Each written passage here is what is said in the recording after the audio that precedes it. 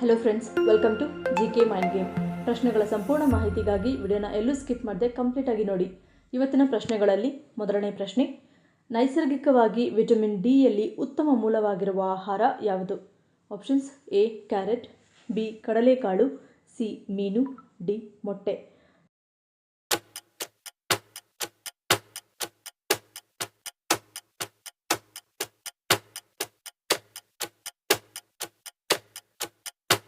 ಸರಿಯಾದ ಉತ್ತರ option D ಮೊಟ್ಟೆ. ವಿಟಮಿನ್ ಡಿ ಮೂಳೆಯ ಬೆಳವಣಿಗೆ, ಅಸ್ಥಿಪಂಜರದ ಆರೋಗ್ಯ, ಆರೋಗ್ಯಕರ ಸ್ನಾಯುಗಳು ಮತ್ತು ರೋಗನಿರೋಧಕ ಶಕ್ತಿಯನ್ನು ನಿಯಂತ್ರಿಸಲು ಅಗತ್ಯವಾದ ಪೋಷಕಾಂಶವಾಗಿದೆ. ವಿಟಮಿನ್ ಡಿ ಹಲವಾರು ಪ್ರಮುಖ ಕಾರ್ಯಗಳನ್ನು ಹೊಂದಿರುವ ಅತ್ಯಗತ್ಯ ಪೋಷಕಾಂಶವಾಗಿದ್ದು, ಸನ್ಶೈನ್ ವಿಟಮಿನ್ ಎಂದು ಕರೆಯಲ್ಪಡುವ ವಿಟಮಿನ್ ಡಿ ಸೂರ್ಯನ ಬೆಳಕಿಗೆ ಪ್ರತಿಕ್ರಿಯೆಯಾಗಿ ನಮ್ಮ ಚರ್ಮದಲ್ಲಿ ಉತ್ಪತ್ತಿಯಾಗುತ್ತದೆ ಮತ್ತು ಮೊಟ್ಟೆಗಳು ಸೇರಿದಂತೆ ಅಲ್ಪಸಂಖ್ಯೆಯ ಆಹಾರಗಳಲ್ಲಿ ನೈಸರ್ಗಿಕವಾಗಿ ಉತ್ಪತ್ತಿಯಾಗುವ ವಿಟಮಿನ್ ಇದಾಗಿದೆ. ಎರಡನೇ ಪ್ರಶ್ನೆ, ವಿಶ್ವದ ಅತಿ ದೊಡ್ಡ ಸಮುದ್ರ ಯಾವುದು? ಆಪ್ಷನ್ಸ್: ಎ ಮೆಡಿಟೇರಿಯನ್ ಸಮುದ್ರ, ಬಿ ಕ್ಯಾಸ್ಪಿಯನ್ ಸಮುದ್ರ, ಸಿ ಬೇರಿಂಗ್ ಸಮುದ್ರ, ಡಿ ಫಿಲಿಪೈನ್ ಸಮುದ್ರ.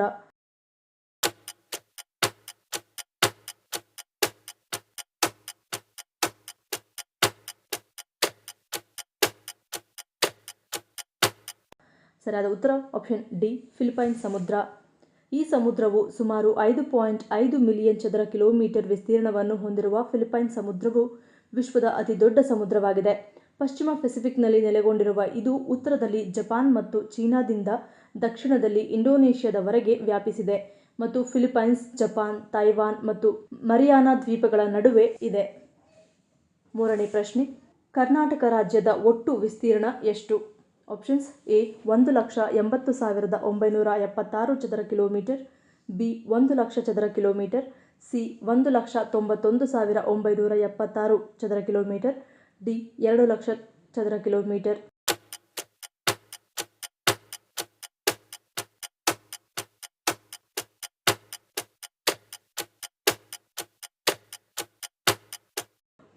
ಸರಿಯಾದ ಉತ್ತರ ಆಪ್ಷನ್ ಸಿ 1,91,976 ಚದರ ಕಿಲೋಮೀಟರ್.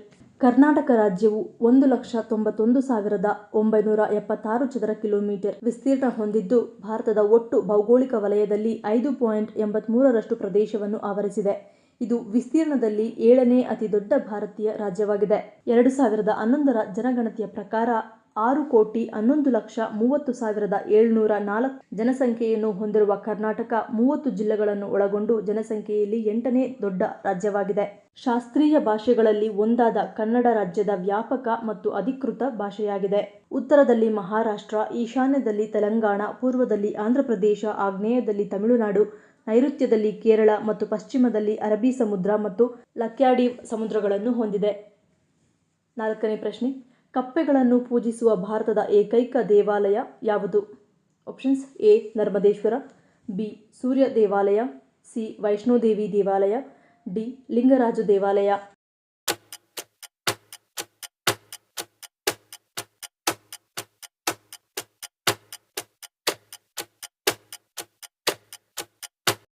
ಸರಿಯಾದ ಉತ್ತರ ಆಪ್ಷನ್ ಎ ನರ್ಮದೇಶ್ವರ ದೇವಾಲಯ. ಉತ್ತರ ಪ್ರದೇಶದ ಲಖೀಂಪುರ್ ಖೇರ್ ಜಿಲ್ಲೆಯಲ್ಲಿರುವ ನರ್ಮದೇಶ್ವರ ಮಹಾದೇವ ದೇವಾಲಯದಲ್ಲಿ ಕಪ್ಪೆಗಳನ್ನು ಪೂಜಿಸಲಾಗುತ್ತದೆ. ಇದು ಕಪ್ಪೆಗಳನ್ನು ಪೂಜಿಸುವ ಭಾರತದ ಏಕೈಕ ದೇವಾಲಯವಾಗಿದೆ. ಈ ದೇವಾಲಯ ಕೇವಲ ಕಪ್ಪೆಗಳನ್ನು ಪೂಜಿಸುವುದರಿಂದ ಮಾತ್ರವಲ್ಲ, ಇಲ್ಲಿನ ಶಿವಲಿಂಗದ ಬಣ್ಣ ಕೂಡ ಬದಲಾಯಿಸುವುದರಿಂದ ಪ್ರಸಿದ್ಧಿಯನ್ನು ಪಡೆದುಕೊಂಡಿದೆ. ಈ ದೇವಾಲಯವು ಮಂಡೂಕ ತಂತ್ರವನ್ನು ಸೂಚಿಸುವ ದೇವಕಾಯವಾಗಿದೆ. ಈ ದೇವಾಲಯವು ಸುಮಾರು 200 ವರ್ಷಗಳಷ್ಟು ಹಿಂದಿನ ಇತಿಹಾಸವನ್ನು ಹೊಂದಿದೆ. ಐದನೇ ಪ್ರಶ್ನೆ, ಯಾವ ಬಾಳೆಹಣ್ಣು ನಮ್ಮಲ್ಲಿ ಕ್ಯಾನ್ಸರ್ ಬರದಂತೆ ನಮ್ಮನ್ನು ರಕ್ಷಿಸುತ್ತದೆ? ಆಪ್ಷನ್ಸ್: ಎ ನೇಂದ್ರ ಬಾಳೆಹಣ್ಣು, ಬಿ ಏಲಕ್ಕಿ ಬಾಳೆಹಣ್ಣು, ಸಿ ಪಚ್ಚ ಬಾಳೆಹಣ್ಣು, ಡಿ ಕೆಂಪು ಬಾಳೆಹಣ್ಣು.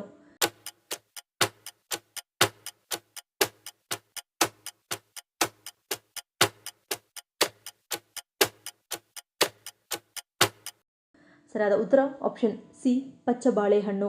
ಸಾಮಾನ್ಯವಾಗಿ ಬಾಳೆಹಣ್ಣು ಹಳದಿ ಬಣ್ಣದಲ್ಲಿರುತ್ತದೆ.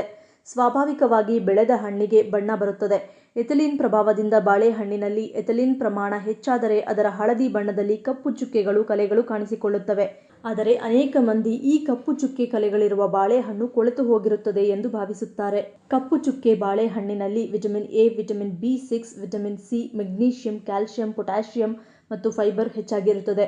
ಇದು ಕ್ಯಾನ್ಸರ್ ಬರದಂತೆ ತಡೆಯುವುದಲ್ಲದೆ ದೇಹದಲ್ಲಿನ ಸೋಡಿಯಂ ಪ್ರಮಾಣವನ್ನು ಕಡಿಮೆ ಮಾಡಿ ರಕ್ತದೊತ್ತಡವನ್ನು ನಿಯಂತ್ರಣದಲ್ಲಿಡುತ್ತದೆ. ಉತ್ಕರ್ಷಣ ನಿರೋಧಕಗಳ ಜೊತೆಗೆ TNF ಬಿಳಿ ರಕ್ತ ಕಣಗಳನ್ನು ಉತ್ತೇಜಿಸುತ್ತದೆ. ವೈಜ್ಞಾನಿಕವಾಗಿ TNF ಕೆಲವು ರೀತಿಯ ಕ್ಯಾನ್ಸರ್ ಅನ್ನು ತೆಗೆದುಹಾಕುವಲ್ಲಿ ಪರಿಣಾಮಕಾರಿ ಚುಕ್ಕಿ ಬಾಳೆಹಣ್ಣು ಕೆಲಸ ಮಾಡುತ್ತದೆ. 6ನೇ ಪ್ರಶ್ನೆ, ಭಾರತದ 2ನೇ ಶ್ರೀಮಂತ ದೇವಾಲಯ ಎಂದು ಯಾವ ದೇವಾಲಯವನ್ನು ಕರೆಯಲಾಗುತ್ತದೆ? Options: A. ನಂಜನಗೂಡು ಶ್ರೀಕಂಠೇಶ್ವರ ದೇವಾಲಯ, ಬಿ. ಮೀನಾಕ್ಷಿ ದೇವಾಲಯ, ಸಿ. ಕೇದಾರನಾಥ ದೇವಾಲಯ, ಡಿ. ತಿರುಪತಿ.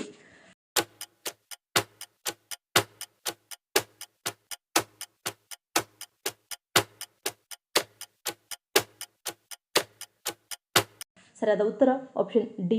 ತಿರುಪತಿ. ಆಂಧ್ರ ಪ್ರದೇಶದ ತಿರುಮಲ ಬೆಟ್ಟದ ಮೇಲಿರುವ ಈ ದೇವಾಲಯವನ್ನು ತಿರುಮಲ ವೆಂಕಟೇಶ್ವರ ದೇವಸ್ಥಾನ ಎಂದು ಕರೆಯಲಾಗುತ್ತದೆ.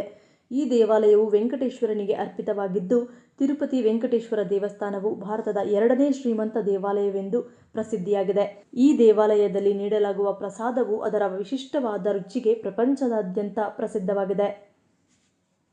7ನೇ ಪ್ರಶ್ನೆ, ಮೇಕೆ ಹಾಲು ಕುಡಿಯುವುದರಿಂದ ದೇಹದ ಯಾವ ಭಾಗ ಬಲಗೊಳ್ಳುತ್ತದೆ? Options: A. ಮೂಳೆ, ಬಿ. ಮೆದುಳು, ಸಿ. ಹೃದಯ, ಡಿ. ಯಕೃತ್.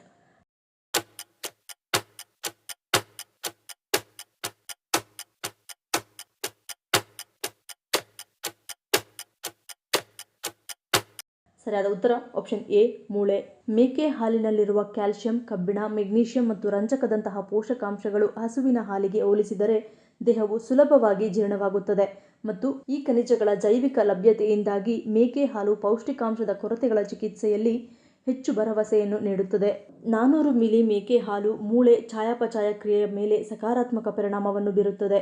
ಸಂಧಿವಾತ ಇರುವ ವ್ಯಕ್ತಿಗಳಲ್ಲಿ ಆಸ್ಟಿಯೋಪೊರೋಸಿಸ್ ತಡೆಗಟ್ಟಲು ಮೇಕೆ ಹಾಲು ಹೆಚ್ಚು ಸಹಾಯ ಮಾಡುತ್ತದೆ. ಮೇಕೆ ಹಾಲು ಕಬ್ಬಿಣ ಮತ್ತು ಮೆಗ್ನೀಷಿಯಂ ಕೊರತೆಯನ್ನು ನಿವಾರಿಸುವುದರ ಜೊತೆಗೆ ಹಿಮೋಗ್ಲೋಬಿನ್ನ ಪುನರುತ್ಪಾದನೆಯನ್ನು ಹೆಚ್ಚಿಸಲು ಸಹಾಯ ಮಾಡುತ್ತದೆ. 8ನೇ ಪ್ರಶ್ನೆ, ಯಾವ ವಿಟಮಿನ್ ಅನ್ನು ಕಡಿಮೆಯಾಗಿ ಸೇವಿಸಿದಷ್ಟು ಹೆಚ್ಚು ವರ್ಷಗಳ ಕಾಲ ಬದುಕುತ್ತಾರೆ ಎನ್ನಲಾಗುತ್ತದೆ? Options: A. Vitamin B, options B. Vitamin C, option C. Vitamin E, option D. Vitamin B12.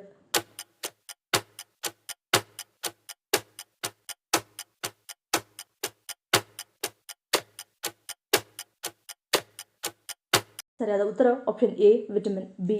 Vitamin ಡಿಯಲ್ಲಿ ಸಾಮಾನ್ಯವಾಗಿ ಫೋಲೇಟ್ ಅಂಶ ಕಂಡುಬರುತ್ತದೆ. ಕಡು ಹಸಿರು ಎಲೆಗಳ ತರಕಾರಿಗಳು, ಕಿತ್ತಳೆ, ನಿಂಬೆ, ಕಲ್ಲಂಗಡಿಗಳು, ನಟ್ಸ್ ಮತ್ತು ಸೀಡ್ಸ್ಗಳಲ್ಲಿ ಕಂಡುಬರುವ ಫೋಲೇಟ್ ಅಥವಾ ಫೋಲಿಕ್ ಆಮ್ಲವು ಕೆಂಪು ರಕ್ತ ಕಣಗಳ ರಚನೆ ಮತ್ತು ಆರೋಗ್ಯಕರ ಜೀವಕೋಶದ ಬೆಳವಣಿಗೆ ಮತ್ತು ಕಾರ್ಯಚಟುವಟಿಕೆಗೆ ನಿರ್ಣಾಯಕವಾಗಿದೆ. ಮಕ್ಕಳು, ಯುವ ವಯಸ್ಕರು ಮತ್ತು ಗರ್ಭಿಣಿಯರಿಗೆ ಇದು ವಿಶೇಷವಾಗಿ ಮುಖ್ಯವಾಗಿದೆ, ಏಕೆಂದರೆ ಇದು ಬೆಳವಣಿಗೆಯ ಪ್ರಕ್ರಿಯೆಗಳಲ್ಲಿ ಪ್ರಮುಖ ಪಾತ್ರ ವಹಿಸುತ್ತದೆ. ಜೊತೆಗೆ ಫೋಲೇಟ್ ಅನ್ನು ಕಮ್ಮಿ ತಿನ್ನುವುದರಿಂದ ವಯಸ್ಕರಲ್ಲಿ ದೀರ್ಘಾಯುಷ್ಯವನ್ನು ಹೆಚ್ಚಿಸುತ್ತದೆ. ಸಂಶೋಧಕರು ಫೋಲೇಟ್ ಸೇವಿಸುವ ಮತ್ತು ಸೇವಿಸದ ಗುಂಪುಗಳ ನಡುವೆ ವ್ಯತ್ಯಾಸ ಕಂಡುಕೊಂಡಿದ್ದು, ಫೋಲೇಟ್ ಸಮೃದ್ಧ ಆಹಾರದಲ್ಲಿರುವವರಿಗೆ ಹೋಲಿಸಿದರೆ ಫೋಲೇಟ್ ತಿನ್ನದವರಲ್ಲಿ ಚಯಾಪಚಯ ಆರೋಗ್ಯಕರವಾಗಿದೆ ಎಂದು ತಿಳಿದುಬಂದಿದೆ. ಈ ಪ್ರಶ್ನೆಗಳಲ್ಲಿ ನೀವು ಎಷ್ಟು ಪ್ರಶ್ನೆಗಳಿಗೆ ಸರಿ ಉತ್ತರವನ್ನು ಕೊಟ್ರಿ ಅನ್ನೋದನ್ನು ಕಮೆಂಟ್ ಮಾಡಿ ತಿಳಿಸಿ. ಈ ವಿಡಿಯೋ ನಿಮಗೆ ಇಷ್ಟ ಆಗಿದ್ರೆ ಮರೀದೆ ಲೈಕ್ ಮಾಡಿ, ಶೇರ್ ಮಾಡಿ, ಸಬ್ಸ್ಕ್ರೈಬ್ ಮಾಡಿ. ನನ್ನ ಚಾನಲ್ನ ಇನ್ನೂ ಸಬ್ಸ್ಕ್ರೈಬ್ ಮಾಡಿದೆ ಹಾಗೆ ವಿಡಿಯೋಸ್ ನೋಡ್ತಿದ್ರೆ ಪ್ಲೀಸ್ ಸಬ್ಸ್ಕ್ರೈಬ್ ಮಾಡಿ, ಸಪೋರ್ಟ್ ಮಾಡಿ. ಮತ್ತೊಂದು ಇಂಟ್ರೆಸ್ಟಿಂಗ್ ವಿಡಿಯೋದೊಂದಿಗೆ ಸಿಗ್ತೀನಿ. Until love you all, take care.